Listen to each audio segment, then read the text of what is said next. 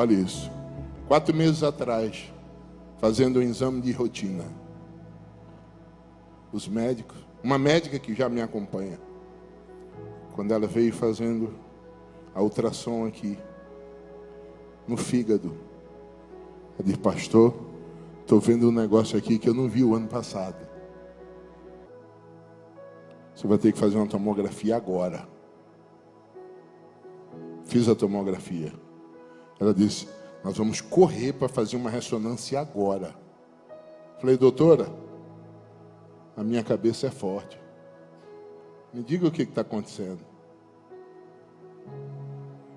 Chamou a enfermeira que estava nos acompanhando, que é da igreja, Amanda, e disse: o senhor está com uns tumores no fígado. Precisamos descobrir onde está o primário. E quando fez a ressonância, encontraram um tumor no pâncreas, uma metástase no fígado. Aqui, levante suas mãos. Não é meu nome, não é em nome de ninguém que está aqui, é em nome de Jesus. Em nome de Jesus. Deus, eu coloco a vida do teu filho nas tuas mãos. Jesus, eu repito mais uma vez aquela mesma oração. Em teu nome, Senhor, repita aquela oração. Tu podes, Senhor. Tu tem fígado novo, tu tem pâncreas novo, tu tem intestino novo, tu tem corpo novo. Jesus, nas tuas mãos há poder, nas tuas mãos há cura. E eu declaro agora, não é em meu nome, mas em nome de Jesus, a cura da vida do teu filho. No livro de Provérbios, número 30, aproveitar que estamos em pé. É assim aqui, pastor, a lei, todo mundo em pé? Então vamos manter o padrão da igreja. Provérbios de número 30, nós vamos ler a partir do 29.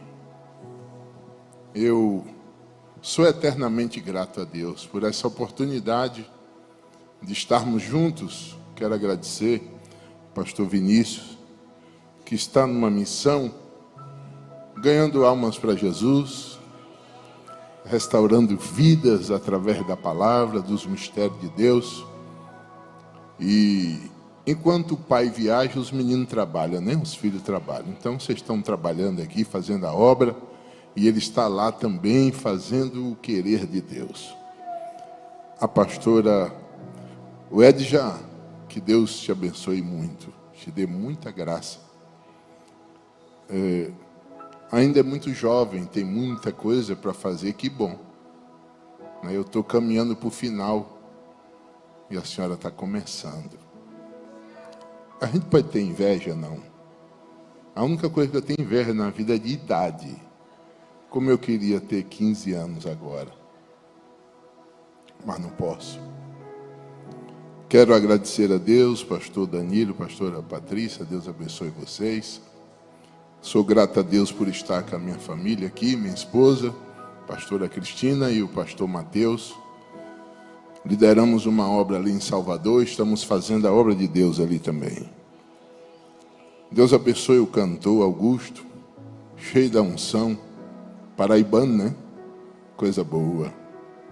A minha esposa é filha de paraibano. Eu sou um dos homens mais corajosos da terra, pois o pai dela era de Catulé do Rocha. Terrível. Eu a conheci em São Paulo, quando ali morei, vivi 30 anos em São Paulo. Conheci minha esposa, os filhos nasceram ali, Deus nos trouxe de volta para a Bahia. Vamos ler esse texto. Tem uma versão aí, está aqui, vamos ler juntos. Essa banda maravilhosa vai me ajudar. Meu tecladista, Lá menor subindo cromática. Cria aí qualquer coisa que o Espírito Santo te entregar, tá? Pode criar. Há 3 que andam com elegância. Sim. 4 que são imponentes. O leão, que é o mais forte dos animais e não se desvia ou recua por ninguém. O galo, emproado. O bode e o rei diante do seu povo. Amém? Fale comigo: o leão, o galo e o bode. Tome seus assentos, vamos meditar um pouco. Eu confesso para vocês que esta palavra ela tem surtido um efeito muito grande na minha vida.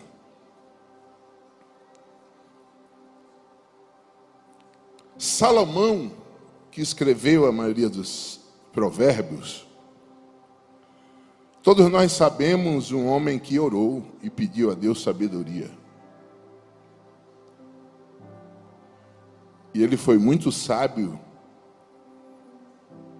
até mesmo porque ele já havia herdado muito dinheiro, muitas riquezas. Davi, só para revestir o templo, ele deixou 360 mil quilos de ouro para o filho. Ele deveria pedir sabedoria. Eu aconselho, se for para não ter sabedoria, é melhor não ter dinheiro. Nada é mais perigoso do que um dinheiro na mão de quem não tem sabedoria.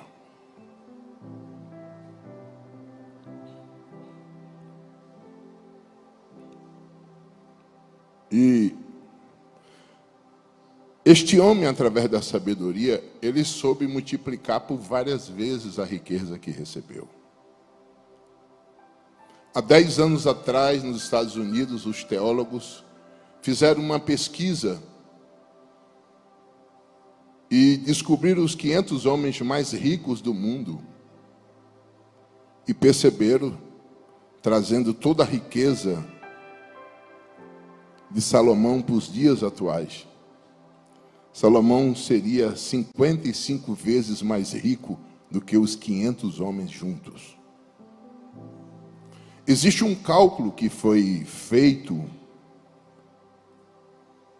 que a construção do templo foi em torno de 30 trilhões de dólares. Por causa das pedras preciosas, isso calculando em dinheiro de hoje. Salomão foi um homem poderoso, muito rico. Salomão tomou conta daquele mundo com a sua sabedoria. Salomão fez acordos políticos. Ele preferiu fazer acordos do que guerrear. Ele entendeu que se vence muito mais quando você guarda a espada. Diga para alguém, será que não está na hora de você guardar essa espada? E usar mais a espada?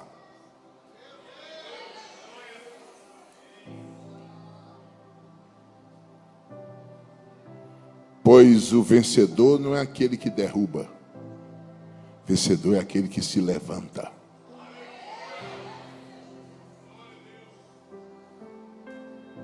A sabedoria nos leva a grandes vitórias. E este homem fez acordo político. E a gente, como eu, às vezes tenho dificuldade de me relacionar com uma única mulher que tenho. Porque a mulher é a fonte dos mistérios.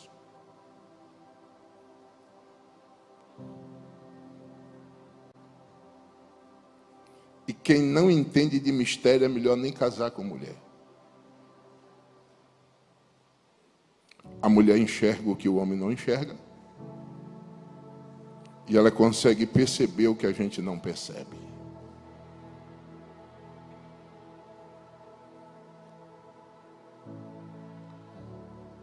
Mas ele conseguiu se relacionar com 1000 mulheres, embora praticamente 90% era acordo político. Mas pasmem, o único inimigo que Salomão teve foi Deus. Deus se levantou como inimigo dele, está escrito. E ele se relacionou com 1000 mulheres, nenhuma se tornou inimiga dele. Eu vou beber água e você pensa. Aqueles homens que têm dificuldade de lidar com uma só. Não está faltando dinheiro em casa, está faltando sabedoria.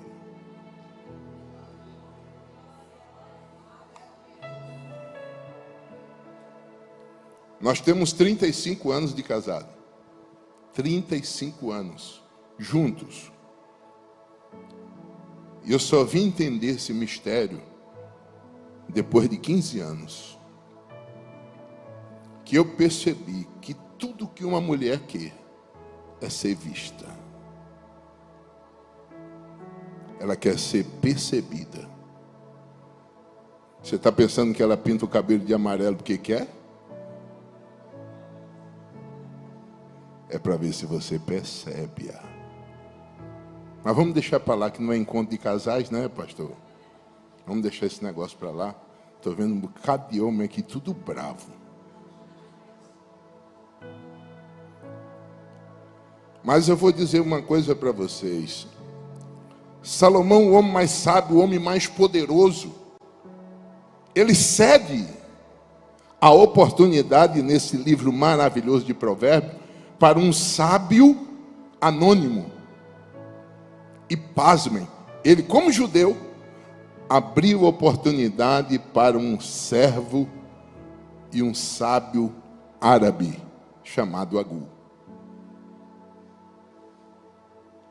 O que nós acabamos de ler foi o Agu que escreveu.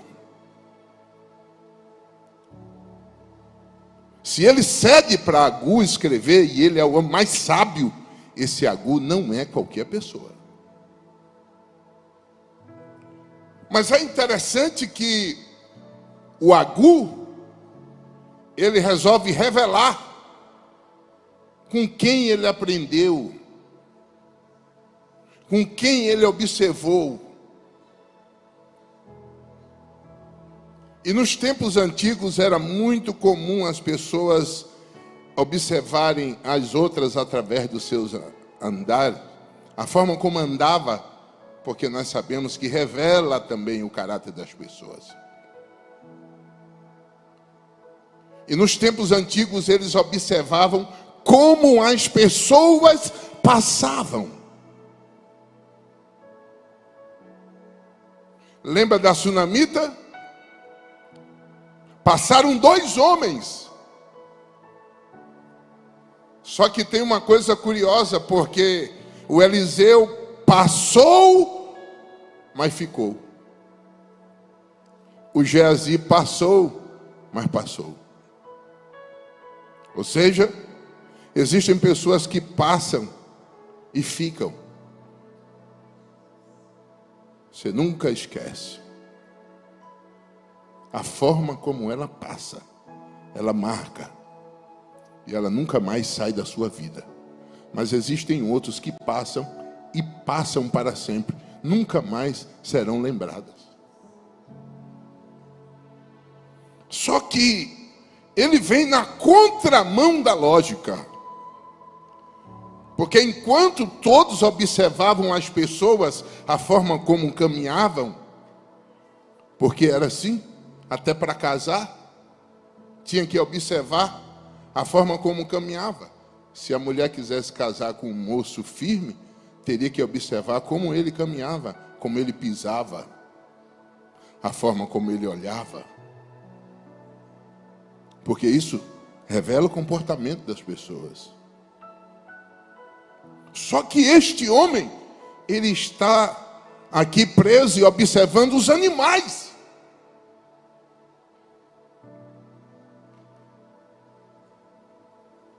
E ele traz aqui, nos 2 capítulos, muitos animais. E nós vamos mergulhar nesses 3 animais aqui que são interessantes. O primeiro ele fala assim, olha, eu tinha observado a forma elegante como anda o leão. O leão é o mais forte. Ele é o mais forte entre os animais. Mas quando você vai estudar, você percebe que o animal, acredito que mais tem força na natureza, não é o leão, mas é o elefante africano. Ele consegue conduzir sobre os seus ombros mais de 9.000 quilos. Ele levanta com a sua trompa 360 quilos. Mas por que ele não observou o elefante africano? E ele diz que o leão é o mais forte entre os animais.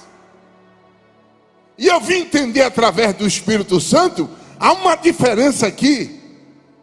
O que tem mais força e o mais forte não tem nada a ver um com o outro. Eu conheço muita gente que tem força, mas é fraco. Eu conheço gente que não tem força nenhuma. Vem às vezes se arrastando para a igreja, mas é forte. E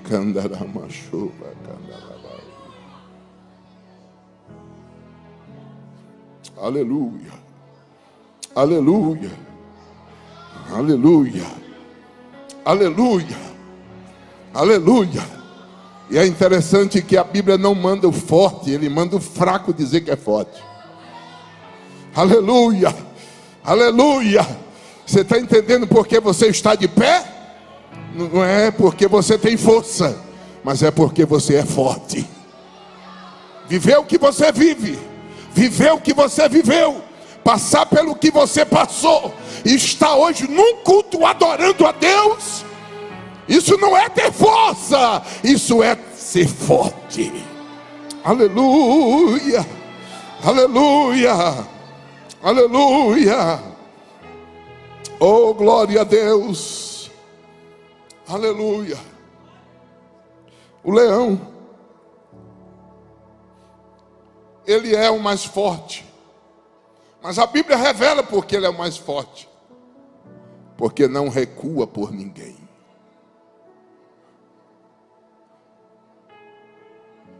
Não recua por ninguém. Quem é esse ninguém? Aquele que diz assim: desista que não vai dar certo. Desista que você não tem força para vencer isso. Aí a Bíblia diz que o leão não recua por esse tipo de gente. Ele não desiste por ninguém. O leão, ele olha para o elefante, que é centenas de vezes, que tem mais força do que ele. Ele olha e diz assim: eu vou tomar posse. Eu vou tomar posse, vou ter carne para comer muitos meses da minha vida. E ele não desiste por causa do tamanho, não desiste por causa da dificuldade, não desiste porque alguém está dizendo: é muito grande para você. Por que ele é forte? Porque ele não recua por nada.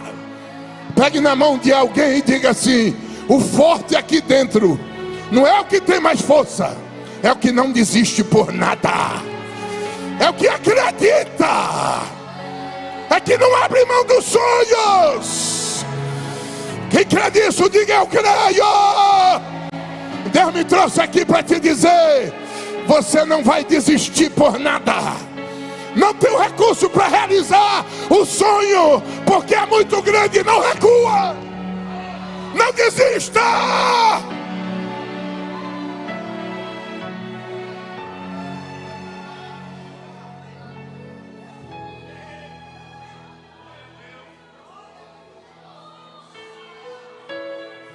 Eu não vou falar onde eu nasci para você não rir de mim. Lá na minha roça diz assim: para você não mangar de mim. A minha irmã Maria pregou aqui, né, pastora? Quando nós morávamos numa roça, meu pai era o vaqueiro no tempo em que o vaqueiro não tinha salário. Trabalhava por comida. Éramos 10 numa roça. Eu tenho a imagem de eu pequenininho, a minha irmã Maria com a bacia na cabeça, fazia aquela trouxa. Vocês não sabem o que é isso, vocês são da capital, mas eu vou falar assim mesmo. Aquela trouxa e aquela bacia com aquele fundo de madeira, lembra? Aquele peso aqui. E eu ia com um punhado de farinha e um paninho branco para jogar na água lá no ribeiro e pegar as piabas para comer na volta. Sentava naquela pedra quente enquanto ela lavava as roupas, e ali naquela pedra aquele menino sonhou. Eu sonhei um dia poder crescer, Deus nos tirar daquele sofrimento, Deus me dá uma família.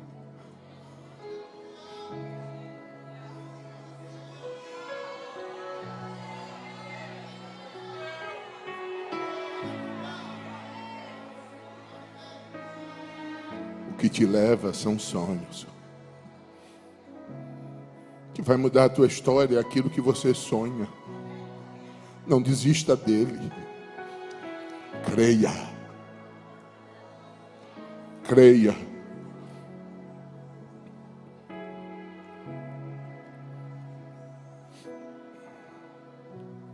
Poder pregar em 28 países.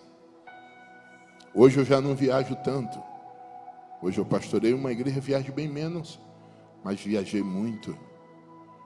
E a cada lugar que eu chegava, eu me lembrava daquele menino sentado na pedra e sonhando.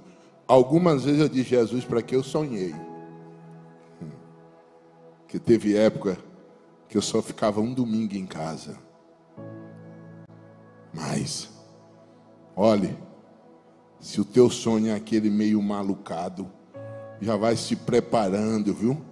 Que vai ter tempo que você vai querer desistir dele, de tão grande que vai ser o negócio.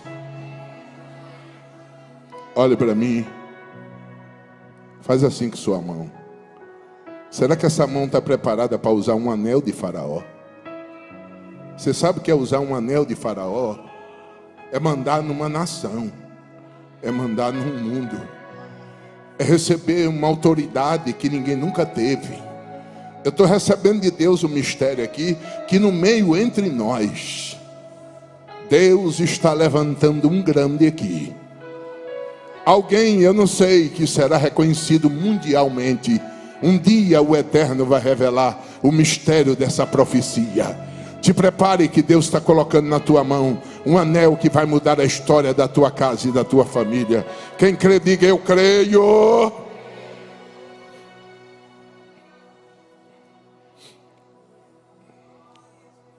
Por que ele é forte? Porque ele não recua por ninguém. Mas tem um galo. Ele diz: eu também observo o andar do galo. É muito elegante, que ele anda ereto. Se o leão é aquele que, quando quer, não desiste, ele vai até conquistar, o galo é diferente. O galo, ele está no galinheiro. As galinhas estão distraídas, ciscando. Enquanto elas estão distraídas, ele está com o peito erguido e andando de forma ereta. Porque o galo é diferente do leão. Enquanto o leão faz tudo para conquistar, o galo faz tudo para defender o que tem. Ele observa. As galinhas estão distraídas, não estão percebendo nada, mas ele está ali, protegendo. Ele protege o que tem. Ele não abre mão de perder nada daquilo que tem. Este homem, observe, diz: muito mais importante do que conquistar é proteger o que tem. Ele arrisca a própria vida, mas ele não abre mão daquilo que tem. Não abre mão da família. O filho está nas drogas, todo mundo chama de drogado, mas não abro mão dele, é meu. Está nas drogas, mas é meu filho. De canto, irei mandar a marchei.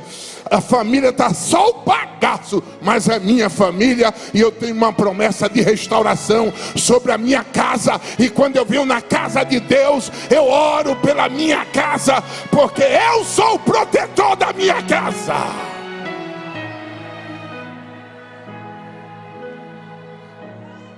Ele protege o que tem. Só que chega uma hora que ele percebe que o inimigo está se aproximando do galinheiro e ele está correndo um risco. Sabe o que o galo faz? Estufa o peito e começa a cantar. Tu já parou para pensar que teve momentos de angústia que o Espírito Santo te colocou para cantar e você nem entendeu porque cantou? E por que o galo canta? Para passar algumas informações. Primeiro, para avisar para o inimigo que ele tem um dono. Não, vou repetir novamente. Quando ele canta, o inimigo entende: não posso avançar porque ele tem um dono. E se o dono sair, e quando ele está cantando, o dono começa a ouvir e diz: eu preciso ir lá defender o meu galinho. Eita, dama cheia. Eita! Já percebeu que quando você canta, o dono aparece? Já percebeu que quando você canta, o dono chega? Eita, glória a Deus! E ele não está nem aí com a letra que você está cantando. Ele só quer que você cante. Eita! Paulo e Silas presos na prisão. Eles estão presos, apanhando. E diz a Bíblia, as portas estavam todas fechadas. Só teve um jeito. Silas, vamos cantar para ver se o dono chega. Eita, eita. Quer ver porta abrir? Canta, cante. Começa a cantar. Está correndo perigo? Começa a cantar. O dono vai chegar e não vai ficar uma porta fechada diante de ti. Essa prisão será aberta. E quando eles começaram a cantar, diz a Bíblia que um terremoto muito grande chegou. Eita, glória a Deus! As portas foram abertas. Agora olhe para mim. Todas as chaves estavam nas mãos do carcereiro. O carcereiro ficou desesperado quando viu todas as portas abertas, sem precisar da chave dele. Sabe aqueles que prometeram para você: eu vou abrir porta para tu. Até a chave eles têm, mas nunca fizeram.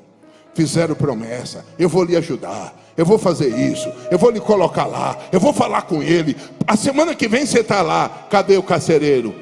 Está com a chave, mas não abre. Canta, começa a cantar que o dono vai chegar e vai abrir tudo. Deus vai te colocar no lugar onde o carcereiro não te colocou. Diga para alguém aí: você está preparado para Deus te colocar em lugares onde aqueles que te prometeram não colocaram? Eita! Meu Deus! Oh, recandará, mandora macheia. Diga para alguém: não abra mão daquilo que você tem. Quando estiver correndo risco, pode cantar.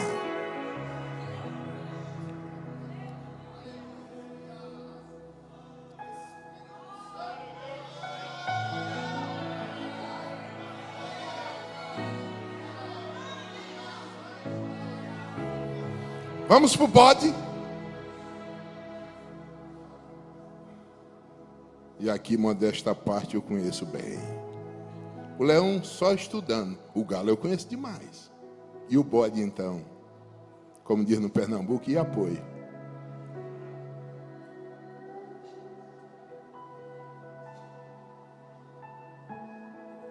Que lição o bode passou para aquele moço?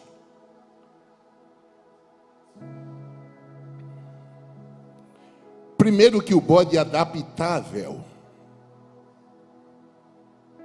O bode, se você colocar ele aqui embaixo, ele é o bode. Se pegar ele e colocar aqui em cima, ele continua do mesmo jeito.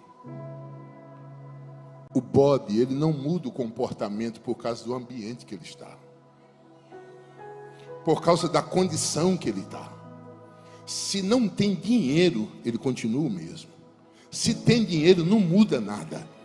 Você vê um bode num vale e vê ele nas montanhas, é o mesmo bode. Interessante que ele nem cai embaixo e nem cai também em cima. Porque o que a gente tem visto de gente caindo quando está em cima.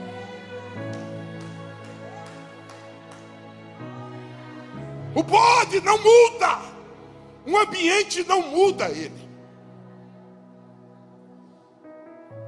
Eu conheci muita gente em São Paulo que morava na última casa da favela, orava, jejuava, subia o monte comigo, consagrava, humilde, crente.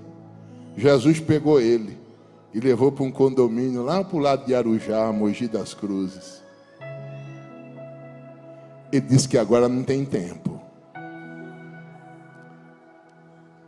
Deus vai arrumar um tempinho para ele. Esses dias Deus arrumou um tempo para mim. Passei uns dias na UTI, mas eu tive tempo. Ou quando eu ia dormir, entrava uma enfermeira. Quando a enfermeira saía, que eu ia dormir, pi, pi, pi, pi, pi, pi. Sai a enfermeira e fica o apito.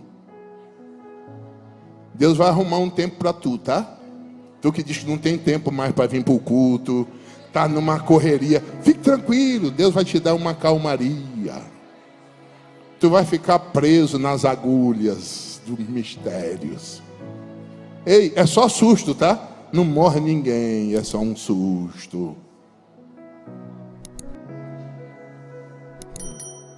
Tem gente que não aprende com bode.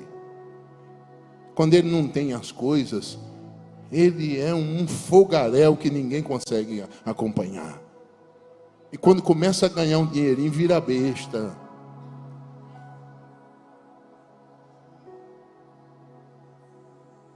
Fala até diferente.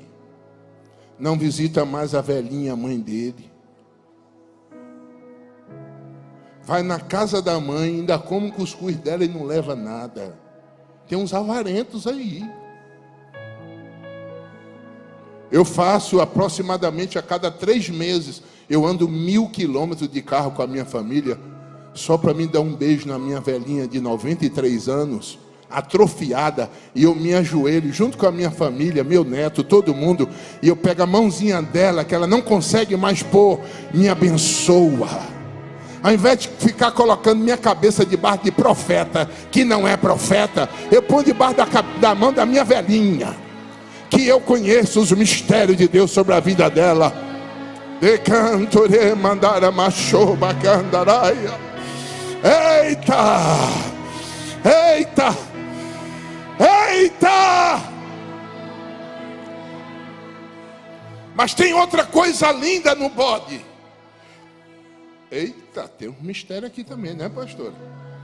Que eu vi essa igreja muito chique, eu pensei que vocês não gostavam dos mistérios, não. Eu falei, esse povo lá, eu vou ter que pregar assim, ó.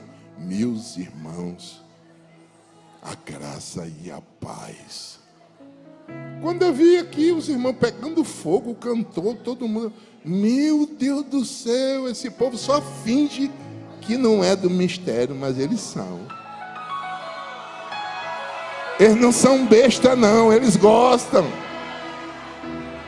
Lógico que cada um tem seu jeito, cada um tem seu jeito, conforme a personalidade. Tem gente que não abre a boca, mas dentro é um fogaréu tremendo. Já tem outros que às vezes grita demais. Não, deixa para lá, deixa para lá. Deixar para o pastor Vinícius falar, e Deus me guarde. Jesus me quemes. Você já ouviu falar em Jesus me quemes? É misericórdia e queima Jesus junto. Misericórdia. Outra coisa interessante no bode. Quantos já viram um vídeo na internet, o bode derrubando bois de toneladas na cabeçada? Ele dá uma cabeçada num boi, até o elefante se bater, ele derruba. E você sabe o que o bode faz depois que dá a cabeçada? Sacode e vai em frente. Isso aqui é uma lição. O que eu conheço de crente que desistiu de Deus, da família, só porque deu uma cabeçadinha na vida. Não balançou mais a cabeça e seguiu em frente. Eu já vi gente que desistiu de ir para a igreja. Quantas vezes mando mensagem: meu filho, já são 2 cultos, 3 cultos que eu não te vejo na igreja. Pastor, eu dei uma cabeçadinha aí, Jesus não me quer. Só por causa de uma cabeçada sumiu. O vencedor é aquele que dá uma cabeçada, faz alguma coisa errada, no negócio, espiritual, na família. Erra quem não erra. Mas o segredo é sacudir a cabeça e continuar. Você não pode desistir porque deu uma cabeçada. Deixa o inimigo cair, você não. Ei, sabe qual é o grande mistério? Crente tem que ter cabeça forte. Crente cabeça fraca, basta fazer um negocinho e deu errado, ele desiste do negócio, desiste de investir, não quer fazer mais nada. Ei, tenha cabeça forte. Não deu certo hoje, vai dar amanhã. Glória! Glória!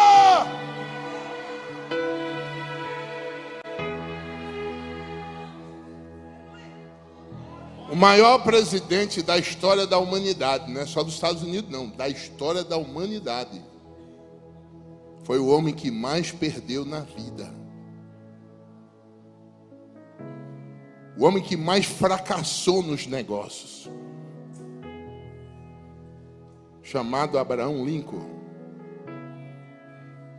Um dia de tanto perder, ele disse: sabe de uma coisa? Eu vou sair logo candidato a presidente da República.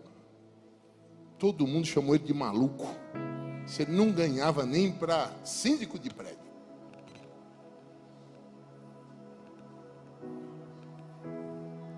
Saiu candidato a presidente da República e foi eleito. Na história jamais vai existir um outro homem como ele. Os Estados Unidos é os Estados Unidos hoje por causa de Abraham Lincoln. Ele revolucionou a humanidade daquela época. A prosperidade invadiu o mundo por causa daquele homem. Se ele tivesse desistido na primeira cabeçada que ele deu. Ei, sabe o que faz a nossa cabeça ficar forte? São as cabeçadas que a gente dá. Eita, glória a Deus. Você percebeu que agora você está mais prudente para fazer as coisas? Você está mais sabido? Você está sabido por causa das cabeçadas que você andou dando na vida. Você percebeu como está a sua casa, a sua vida? Está percebendo que os negócios estão fluindo? Você tem pouco hoje, está vivendo melhor hoje, porque você aprendeu com as cabeçadas. Você não desistiu e não morreu com as cabeçadas que deu. Mas muita gente morreu quando deu a primeira cabeçada e hoje estão andando na rua, se tornaram andarilho. Olhe, o que mais dói no meu coração, nós moramos em Lauro de Freitas, ali em Vilas, e lá tem uma moça que anda nas ruas, sem rumo, dormindo nas calçadas. Uma moça que ganhou vários títulos na área de beleza, viajou o mundo, fez propaganda para muitas marcas famosas. Me corta o coração quando eu passo de carro e vejo ela andando na rua sem rumo, toda suja. O que é isso, pastor? Gente que tem a cabeça fraca.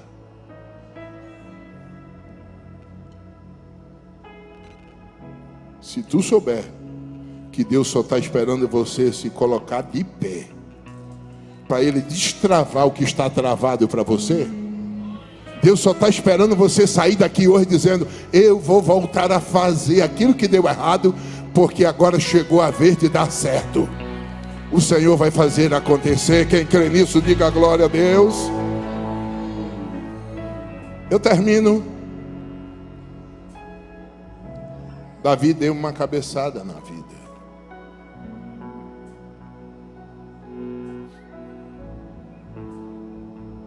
Foi tão triste.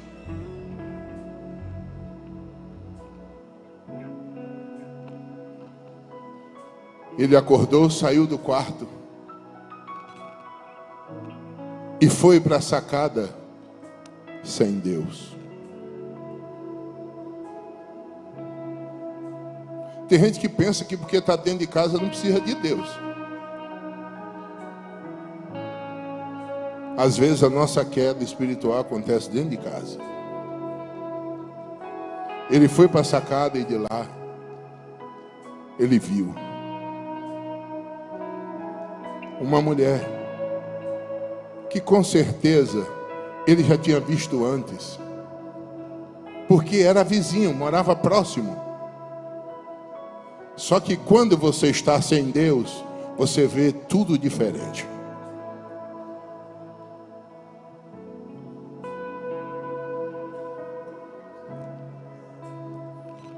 Mandou buscar aquela mulher. E ele deu aquela cabeçada. Mandou matar o marido dela. Deus preparou a espada para Davi. Deus prepara o profeta a ter um encontro com ele. E Davi corre e vai para o quarto. O mesmo quarto aonde ele caiu. Ele se trancou. Tirou as vestes. Se vestiu de sacos. Cobriu de cinzas. Olhou para Deus.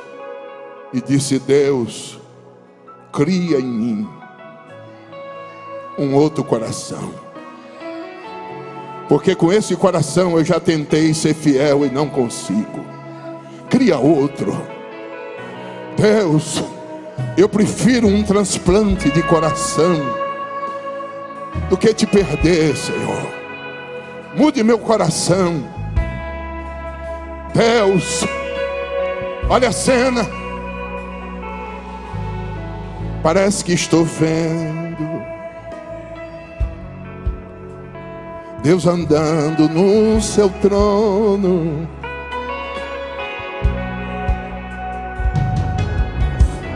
Olhando para baixo e vendo Davi, o meu guerreiro estar assim, e o anjo com a espada na mão, para matar o guerreiro, o anjo com a espada na mão. Aí Deus olha, Deus vê o menino e Deus vê Davi. Deus escolhe. Para o menino, eu tenho um substituto melhor que ele, Salomão. Mas para você, Davi, eu não consigo ninguém como você.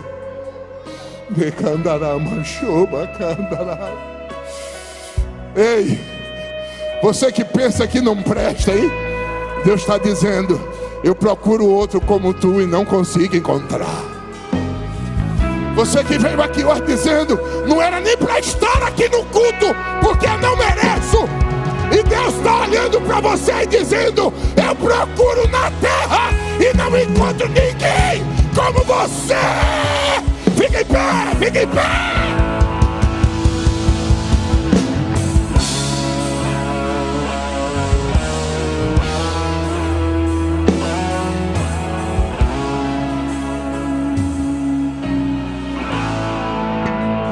Você ainda presta. Diga para alguém: sabia que você ainda presta? Ei, Davi, eu tiro o menino de cena porque eu tenho um Salomão para substituir. Você não. Ninguém adora como você, Davi. Eu sei que você deu uma cabeçada, mas ninguém adora como você. Você, quando me adora, mexe com o céu. Eu procuro um adorador como você, mas não acho. É por isso que você olha e vê gente de pé que não dá para acreditar porque está de pé.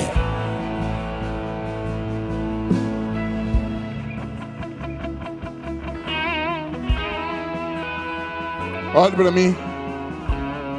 Há 4 meses atrás, pastor, eu já passei demais.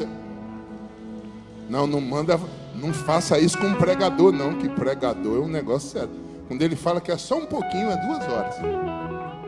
Mas eu fique tranquilo que eu não vou passar muito, não. Primeira vez já demorar, né? É melhor deixar com sede que matar afogado, não é? Olha aqui isso. Olha isso. 4 meses atrás, fazendo um exame de rotina. Os médicos, uma médica que já me acompanha, quando ela veio fazendo a ultrassom aqui, no fígado, ela disse, pastor, estou vendo um negócio aqui que eu não vi o ano passado.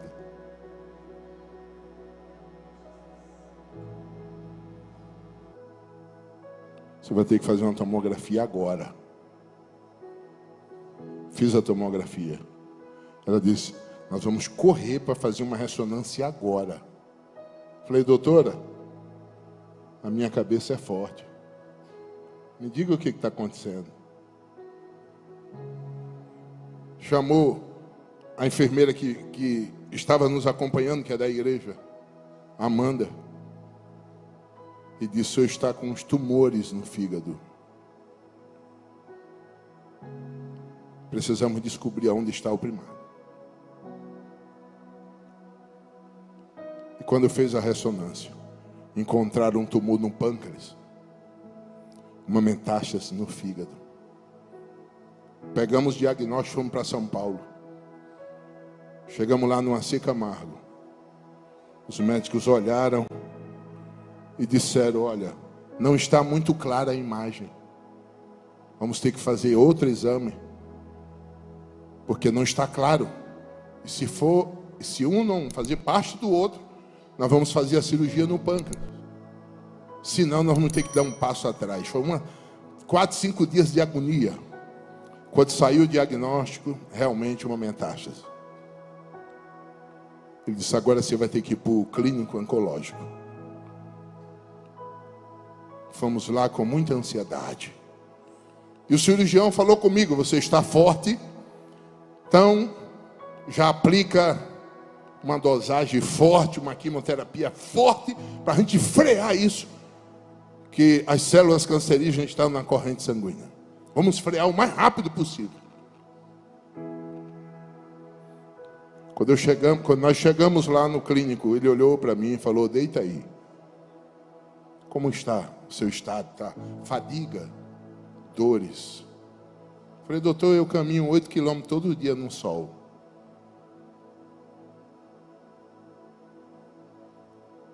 Começou a fazer perguntas. Então, peraí, vamos investigar. Investigou. Descobriu que de 1 a 100, a proliferação das células estava em 5%. O ano passado eu não tinha. Pelo menos no fígado, porque eu venho acompanhando todos os anos. Então tudo indica que houve a metástase foi freada. Isso é o que eu creio. Se tu não crê, o problema é teu. Jeová freou. Freia ou não freia? Jeová freou. Mas quando chegou a notícia para mim, hoje eu estou fazendo o tratamento em Salvador, estou na 3ª dose de vacina, estou na 3ª dose, agora vou fazer os exames de imagem para ver como está, para ver se vai continuar o tratamento, enfim. Mas quando chegou a notícia, nos reunimos dentro de casa. Um desespero, que a minha casa é uma luta nessa área. A minha filha Aline tem leucemia há 6 anos. A minha esposa tirou 2 anos atrás um câncer no rim. E quando veio para mim esse baque, entramos dentro de casa, todo mundo chorando, desesperado. Eu entrei dentro do banheiro. Eu gosto de entrar dentro do banheiro. E eu gosto de conversar com o espelho, porque o espelho, ele te fala a verdade e não tem medo de ser quebrado. Entrei dentro do banheiro, olhei no espelho e disse: Deus, e agora? Eu ainda presto?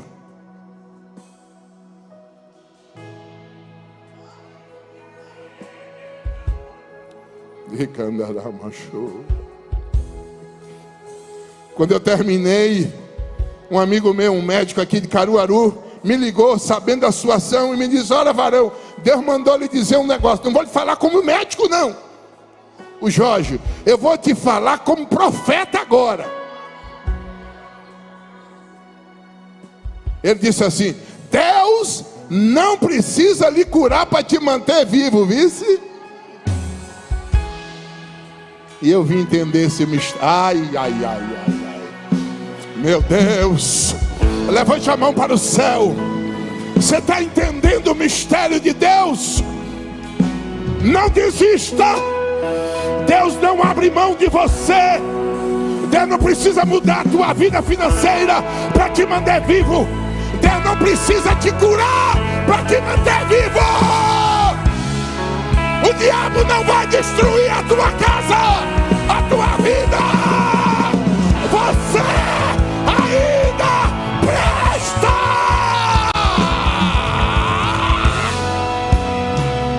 Miraia, era manta, eita, ramandora baixeia, abacantara badaraia e assei.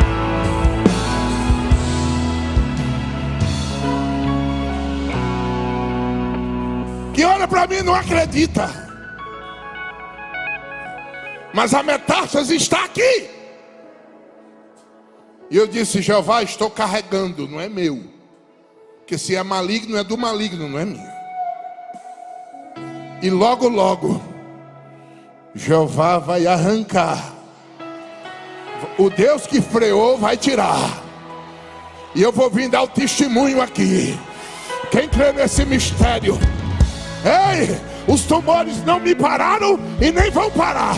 Eu já disse para Deus: se tiver que morrer, eu morro pregando, eu morro guerreando. Eita glória!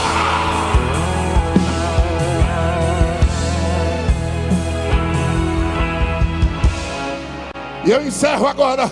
Pegue na mão de alguém e diga assim: o campeão para Deus não é o que vence, é o que luta. Está entendendo o mistério? Está entendendo o mistério? É quem luta. Vá à luta. Não desista. Não desista. Vá à luta. Não pare. Vai. Pra cima. Pra cima. Pra cima. Ó Deus, eu oro em favor dos teus filhos. Obrigado, Senhor. Pastora, não há ferrolho, só o couro, pode? Vem aqui, cantor. Não há ferrolhos, só o couro. Tu sabe cantar esse, sabe? Não há ferrolhos. Meu Deus. Toma, filho.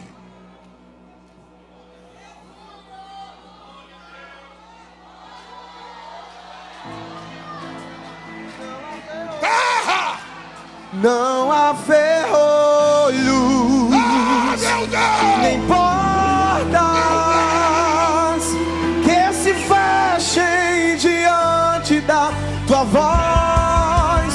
Não há doença, nem culpa que fiquem de pé diante de nós. E a tempestade se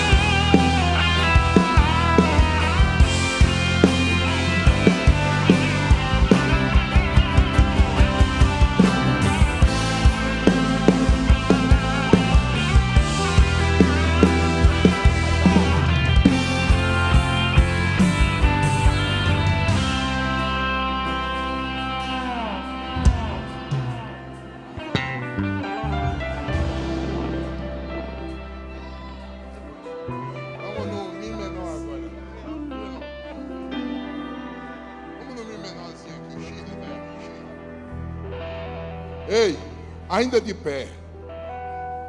Aqui tem um pessoal aqui que precisa reconciliar hoje. Hoje, não é amanhã. Destravar vai ser hoje. Você parou por algum motivo. Quero que você venha aqui. E você que foi convidado, não é para trocar de religião, não. É trocar de atitude e encontrar um Deus que vai mudar a tua história. Eu quero essas pessoas aqui. Você que convidou alguém, traga aqui. Alguém que está afastado. Glória a Jesus. Hoje alguém falou teu nome.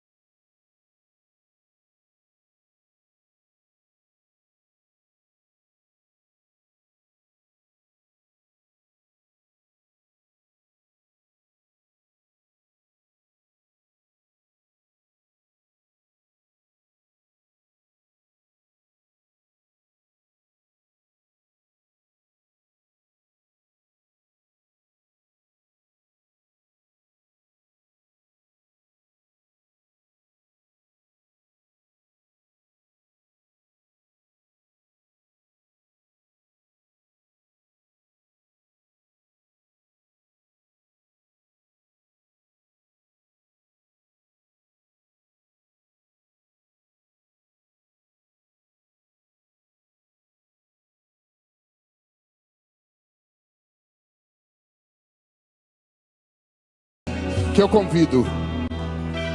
Quem sabe você não vai ter outra oportunidade. Não sei. As coisas de Deus são mistérios. Hoje é o dia de alguém se reconciliar. Que aqui está. Tem alguém que precisa vir. Meu coração arde. E eu te chamo pela última vez. Essa noite pode ser a noite em que você jamais esquecerá. É a noite do recomeço. Tem alguém?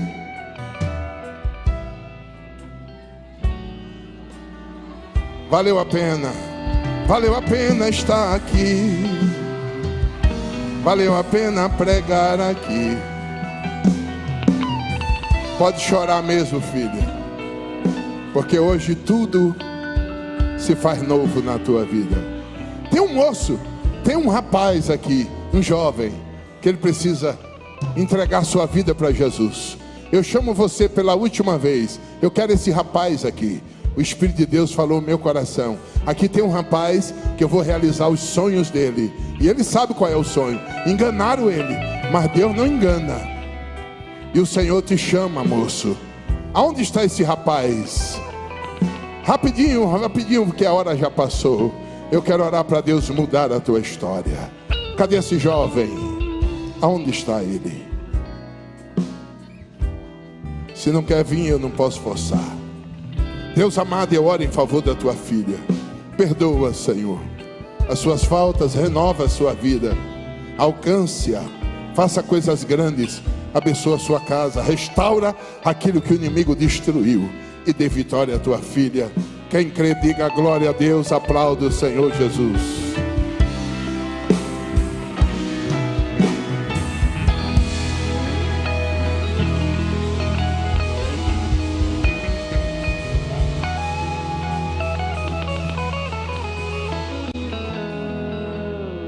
Amém.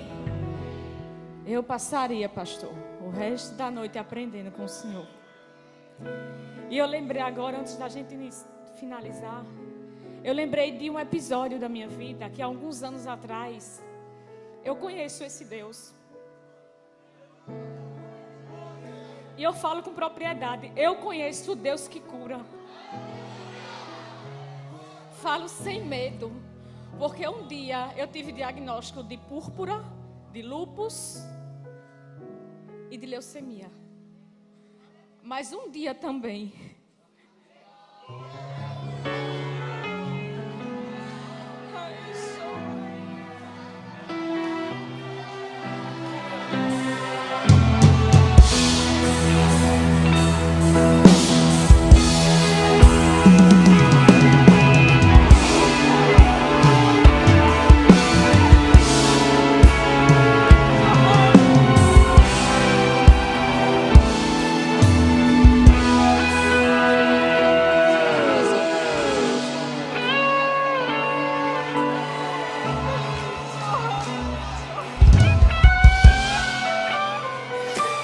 Conheço Jeová Rafa, porque um dia eu estava com esse diagnóstico, mas um dia, quando eu não tinha mais forças, mas eu era forte, eu lembro que eu deitei, pastor, na cama, e eu disse assim com meu esposo: eu não aguento mais, Jesus. E a oração que eu fiz, eu disse: Deus, os homens disseram que o meu sangue não presta mais, mas uma gota do teu sangue pode desfazer todo o mal. Uma gota. E ali eu descansei. Eu não estava dormindo, mas também não estava acordada. E a porta do meu quarto abriu. E eu vi o médico entrando. O médico entrou com a bandeja de medicação. Só que quando ele entrou, eu vi em formato de uma gota.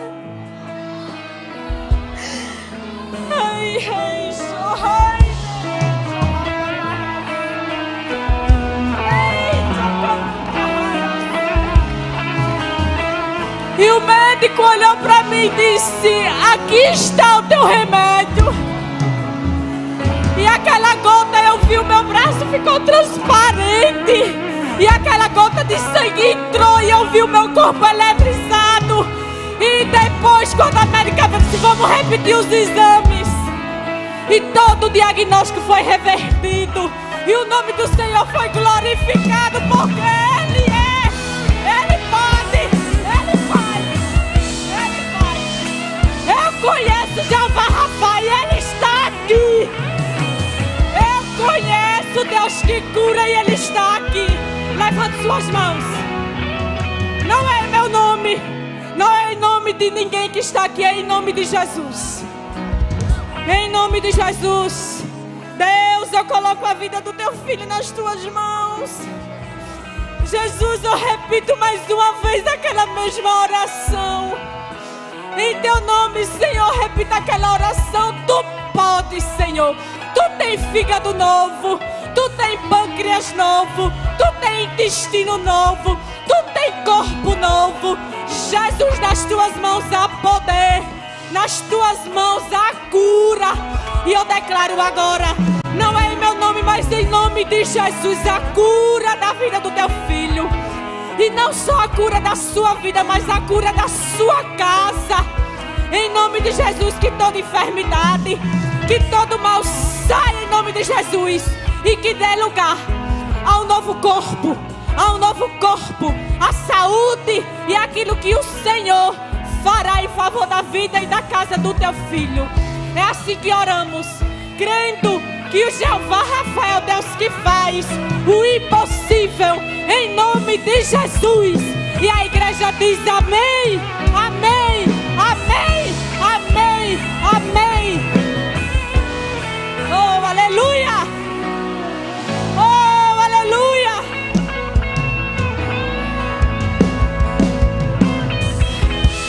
Aleluia! Aleluia! Aleluia! Aleluia! Ele é, Ele faz e Ele ainda pode, porque Ele não mudou. Amém? Amém? Saia daqui com a porção que o Senhor já liberou para sua casa. E não abra mão, porque Ele faz. Em nome de Jesus. Estamos concluindo esse culto. E se o Senhor não voltar, amanhã estaremos aqui no círculo de oração, guerreando, lutando com as armas que o Senhor nos deu. Amém? E quando encerrarmos, você já sabe, é de costume de toda a igreja, tem a comedoria. Lá tem um cardápio recheado, um cardápio crente, recheado, que você pode ir ali fazer o seu lanche, a sua janta e abençoar a obra do Senhor. Amém? Vamos orar? Deus, em nome de Jesus, nós te agradecemos, Senhor, pela porção que o Senhor derramou nesta noite. Nós te louvamos, Senhor, porque estamos saindo daqui crendo no Deus que falou esta noite, no Deus que se manifestou nessa noite. Eu te louvo, Jesus, pela vida dos teus filhos que o Senhor trouxe aqui para pregar a tua palavra, para louvar ao teu nome, pela vida de cada um dos meus irmãos que vieram aqui para ouvir a tua palavra. E nós saímos daqui crendo, Senhor, crendo que o Deus Rafá, que o Deus que faz infinitamente mais do que pedimos ou pensamos, se manifestou e está nos despedindo com uma porção especial nesta noite. Te louvo, Jesus, e te agradeço em nome de Jesus. Amém.